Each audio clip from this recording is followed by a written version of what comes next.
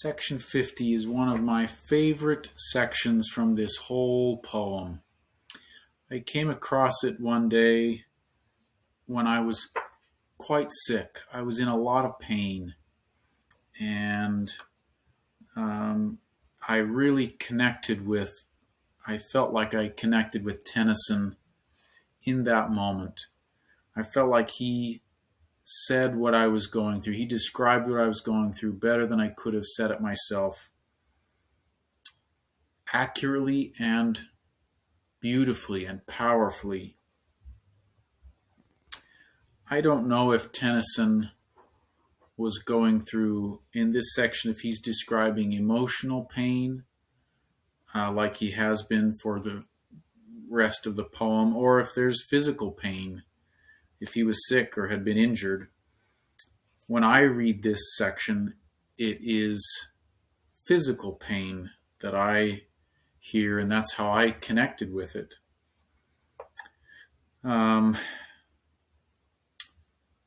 The repeated phrase through section 50, be near me. I read section 50 as a prayer to God to not abandon him at this very low moment. You probably could read it that he's talking to Hallam. He's praying for his friend to come be with him. But for me, it's a prayer to God.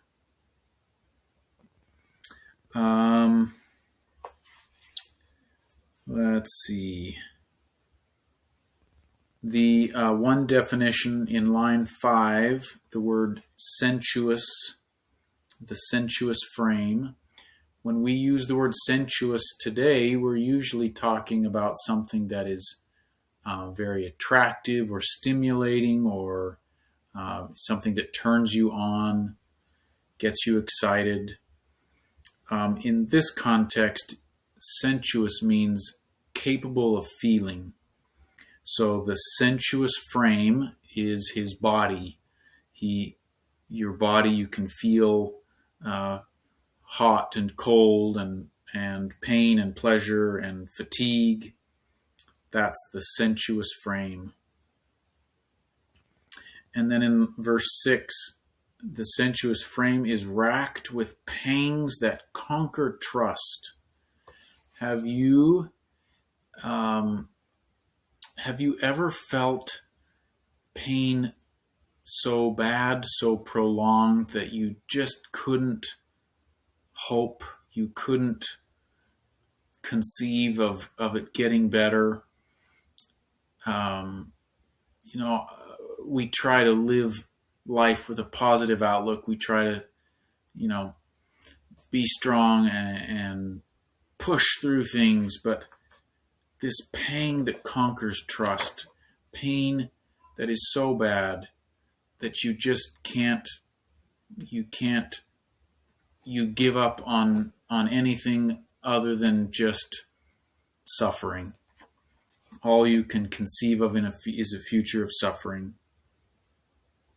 And time, a maniac scattering dust, and life, a fury slinging flame. To me, these images here are so poignant. We think about, Father Time, or the process of time and life, stately and working towards a better end, a better future. And these images here, time is a maniac and life is a fury. The capital F, you can think of like a chaos monster in the ancient creation myths, that would have, many of them had a chaos monster, just something that just disrupts life and just keeps everything stirred up. There's no purpose, there's no plan. It's just chaos and confusion and pain. He says life just feels like purposeless, pointless suffering. Be near me when my faith is dry. and men the flies of latter spring that lay their eggs and sting and sing.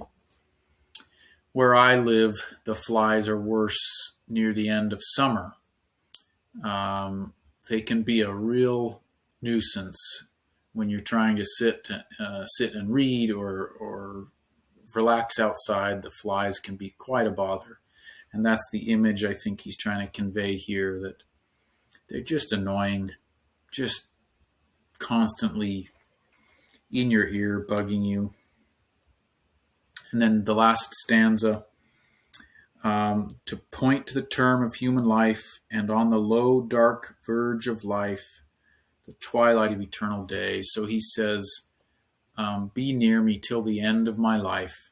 Of course, he's not going to die for a long time after writing this, but perhaps he was so low he felt that this was near the end.